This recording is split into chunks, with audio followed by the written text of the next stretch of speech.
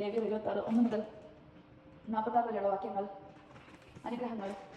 നിങ്ങൾ ആരാധനയ്ക്കായി വിഗ്രഹങ്ങളോ കൊത്തുരൂപങ്ങളോ ഉണ്ടാക്കരുത്. നിങ്ങളുടെ ദേശത്ത് സ്തംഭങ്ങൾ ഉയർത്തുകയോ കൊത്തിയ കല്ലുകൾ നാട്ടുകയോ അരുത്. എന്നാൽ ഞാനാണ് നിങ്ങളുടെ ദൈവമായ കർത്താവ്. നിങ്ങൾ എൻ്റെ സാപത്ത് ആചരിക്കുകയും എൻ്റെ വിശുദ്ധ സ്ഥലം പൂജ്യമാക്കാതിരിക്കുകയും ചെയ്യുവിൻ. ഞാനാണ് കർത്താവ്. നിങ്ങൾ എൻ്റെ നിയമങ്ങൾ അനുസരിക്കുകയും കൽപ്പനകൾ പാലിക്കുകയും ചെയ്യുമെങ്കിൽ ഞാൻ യഥാകാലം നിങ്ങൾക്ക് മഴ തരും. ഭൂമി വിളവുകൾ വർദ്ധിപ്പിക്കുകയും വൃക്ഷങ്ങൾ ഫലം നൽകുകയും ചെയ്യും. നിങ്ങളുടെ കുറ്റ മെതിക്കൽ മുന്തിരിപ്പഴം പറിക്കുന്ന കാലം വരെയും മുന്തിരിപ്പഴം പറിക്കുന്ന കാലം വിധിക്കുന്ന കാലം വരെയും നീണ്ടു നിൽക്കും. നിങ്ങൾ തൃപ്തിയാവോളം ഭക്ഷിച്ച് നിങ്ങളുടെ ദേശത്ത് സുരക്ഷിതനായി വസിക്കും.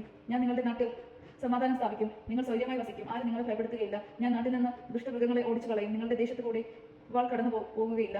ശത്രുക്കളെ നിങ്ങൾ തുരത്തും.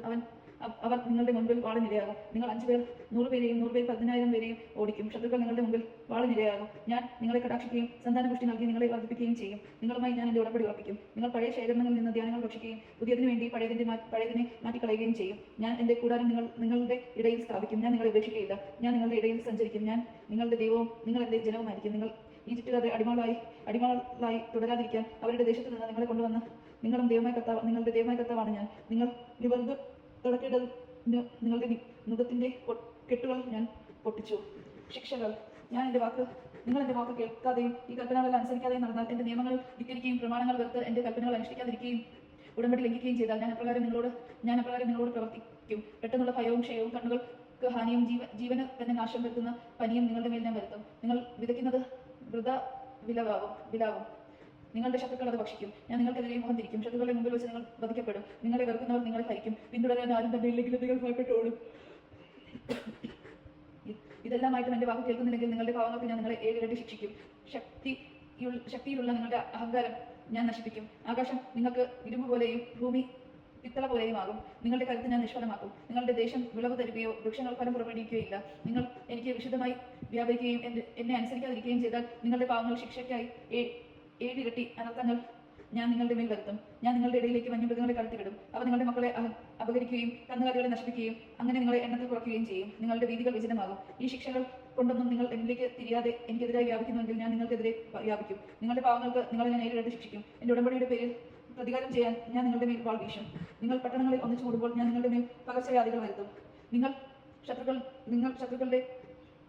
ഞാൻ നിങ്ങളുടെ അപ്പത്തിൻ്റെയും അളവ് കുറയ്ക്കും. 10 സ്ത്രീകൾ ഒടുവിൽ ഒരടുപ്പിൽ അപ്പം പാകം ചെയ്യും. അവർ നിങ്ങൾക്ക് അപ്പം തൂക്കി അളന്നേ തരും. നിങ്ങൾ ഭക്ഷിക്കും, എന്നാൽ തൃപ്തരാവുകയില്ല. ഇതെല്ലാമായിട്ടും നിങ്ങൾ എന്നെ അനുസരിക്കാതെ എനിക്കെതിരെ പ്രവർത്തിക്കുകയാണെങ്കിൽ ഞാനും നിങ്ങൾക്കെതിരെ കോപത്തോടെ പ്രവർത്തിക്കും. നിങ്ങളുടെ പാപത്തിന് ഞാൻ നിങ്ങളെ ഞാൻ 7 ഇരട്ടി ശിക്ഷിക്കും. നിങ്ങളുടെ പുത്രന്മാരെയും പുത്രിമാരുടെയും മാംസം ഭക്ഷിക്കും. ഞാൻ നിങ്ങളുടെ പൂജാഗിരികൾ നശിപ്പിക്കുകയും വിഗ്രഹങ്ങൾ വെട്ടി വീഴ്ത്തുകയും നിങ്ങളുടെ ശരീരങ്ങൾ ജഡവിഗ്രഹങ്ങളുടെ മേൽ വലിച്ചെറിയുകയും ചെയ്യും. ഹൃദയം കൊണ്ട് ഞാൻ നിങ്ങളെ വെറുക്കും. ഞാൻ നിങ്ങളുടെ പട്ടണങ്ങൾ വിജനമാക്കും. അശുദ്ധ സ്ഥലങ്ങൾ ശൂന്യമാക്കുകയും ചെയ്യും. നിങ്ങളുടെ സുരഭില കാഴ്ചകൾ ഞാൻ സ്വീകരിക്കുകയില്ല. നിങ്ങളുടെ ദേശം ഞാൻ ശൂന്യമാക്കും. അവിടെ വസിക്കുന്ന നിങ്ങളുടെ ശത്രുക്കൾ അതിനെപ്പറ്റി ആശ്ചര്യപ്പെടും. ജനങ്ങളുടെ ഇടയിൽ ഞാൻ നിങ്ങളെ ചിതറിക്കും. ഊരിയ വാളോടെ നിങ്ങളെ പിന്തുടരും. നിങ്ങളുടെ ദേശം ശൂന്യവും പട്ടണം വ്യാജവുമാകും. നിങ്ങൾ ശത്രുക്കളുടെ ദേശത്തിലായിരിക്കുമ്പോൾ ശൂന്യമായ നിങ്ങളുടെ നാട് അത് സാപത്തിൽ സന്തോഷിക്കും. അത് വിശ്രമിക്കുകയും സാപത്ത് ആചരിക്കുകയും ചെയ്യും. ശൂന്യമായി കിടക്കുന്നിടത്തോളം കാലം അത് വിശ്രമിക്കും. നിങ്ങൾ അവിടെ വസിച്ചിരുന്നപ്പോൾ സാപത്തുകളിൽ അതിന് വിശ്രമം ലഭിച്ചിട്ടില്ലല്ലോ.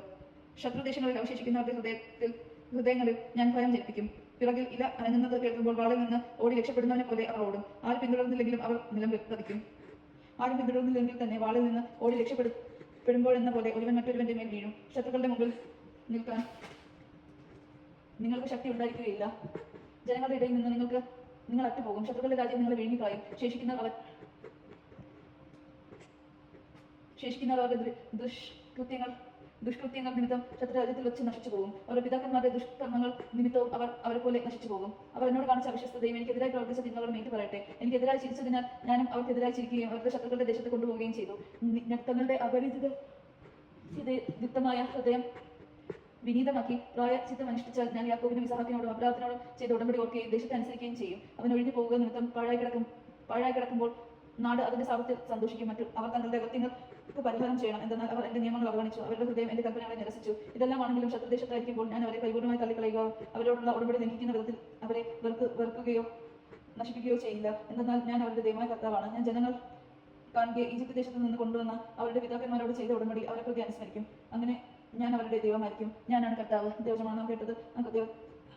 ഞാനാണ് കർത്താവ്. സിയോൻ മലമുകളിൽ കർത്താവ് ഇസ്രായേൽ ജനവുമായി മോശ വഴി ഉറപ്പിച്ച ഉടമ്പടിയുടെ നിയമങ്ങളും ചട്ടങ്ങളും പ്രമാണങ്ങളുമാണ് ഇവയെല്ലാം. ദേവജമാണ് നാം കേട്ടത്. നമുക്ക് ദൈവത്തെ സ്തുതിക്കാൻ.